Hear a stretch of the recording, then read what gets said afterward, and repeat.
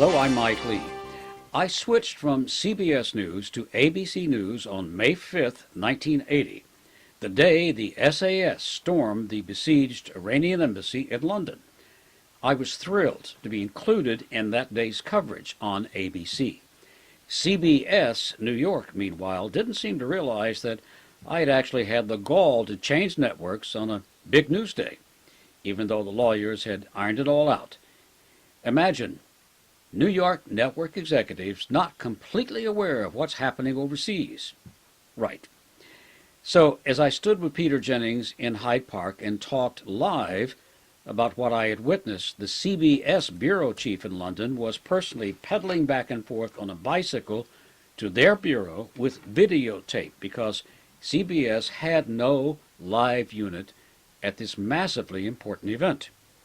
Yet, one CBS boss, the story goes, looked up at a bank of live monitors in New York, saw me talking, and breathed a sigh of relief and said, "Thank God, we've got that covered." After my first day report on world news, I expected to spend the day in the office filling out forms. I received a telex from Roone Arledge. Telex, not text, although, as Casey Freed Jennings points out, the telex was actually the first form of texting. In that telex, Mr. Arledge apologized for taking so long to get me on the air. That's when it hit me that not only had my career changed, ABC was changing network news. For many of us, the Carburton and Hammersmith bureaus in London were launching pads to adventures and misadventures on the road. We always traveled with a very long umbilical cord that stretched from London to the far corners of the earth. Inside that cord flowed the lifeblood that keeps a news team nourished with airline tickets, cash, wire stories, and middle-of-the-night instructions from New York executives long after they'd gone to sleep and made no sense anyway, and, of course, satellite booking times. And there were post-show messages on telex that this or that important foreign story that was days or weeks in the making was liked a lot and appreciated by New York. Or it had been dropped like a stale pizza before the show because a celebrity suddenly made news. These days we talk about data protection and hacking of emails, but telex machine messages were hung on the wall for all to see how good or bad you'd been that day. If you got a telex rocket or a bad review, people who might have warmed to you on a herogram day might have backed away from the elevator door and saying, "Just take the next one." Rockets seemed to give you a contagious virus. Herograms seemed to vaccinate you until the next telex. But at least you knew where you stood, and that's not all bad. Life on the road was not possible without the people who supported us in London. Life on the road was not possible without the people who supported us in London. And I thank you from the bottom of my heart. In the old days, for example, it was routine from the London desk to give you a wake-up call, officially on the assumption that you might be staying in a hotel that didn't know how to do that. In truth, London probably didn't trust us to book a wake-up call for ourselves.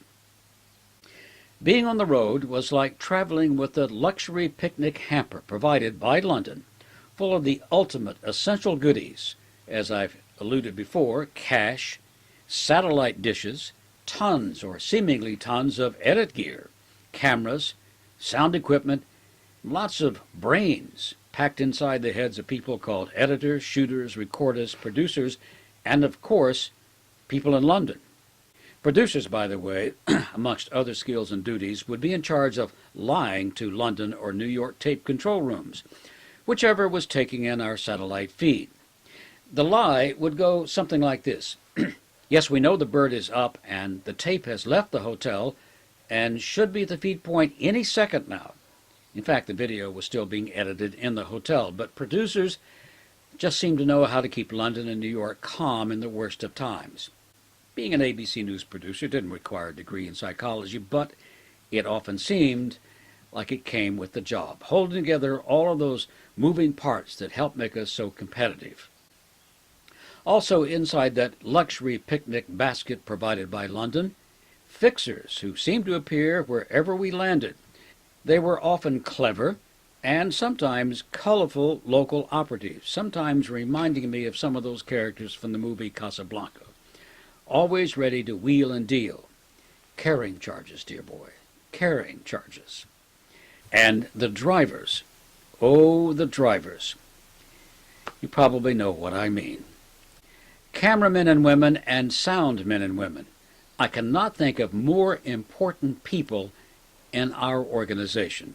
Shooting video and recording sound on tape or film or digital during a breaking story, or creating sound and vision magic in strange and hostile places requires more gifts and guts than most people can imagine. It's extremely difficult, physically and mentally. For example, one of the enduring myths about sound recorders is they record sound. Yeah, but more than that, they are guardian angels, watching out for danger, helping to keep the gear dependable, and spotting great shots. And all of these talented people in the field, some of whom have passed away and are dearly missed, have been the bedrock of my career and others, I'm sure. As you may know, I pioneered in the one-person news-gathering concept at Network News, but I knew my limits. I could never work alone on a big story. It takes a great team to do that, and I was blessed to work with amazing teams and learn from them. The final word in team reporting goes to the editors. In the field, they cover our mistakes and make us look better than we deserve, and if they're in London taking in a late or crash feed, or putting together a puzzle of elements, these men and women are the ultimate content creators, often under enormous time pressure. We may have furnished the material, but they are the ones who shape and polish it into what the world sees on the air.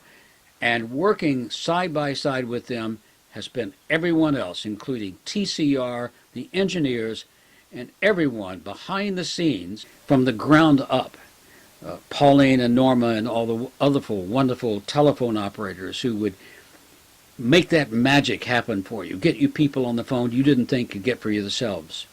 Those folks who worked in the equipment and storerooms at Carburton and later at Hammersmith, engineers and technicians and everybody else, to me, were far more clever and important than Q was in James Bond. They kept the gear working. They were state-of-the-art people who kept us extremely competitive and kept us reliable. And they were so important, and I thank you for that.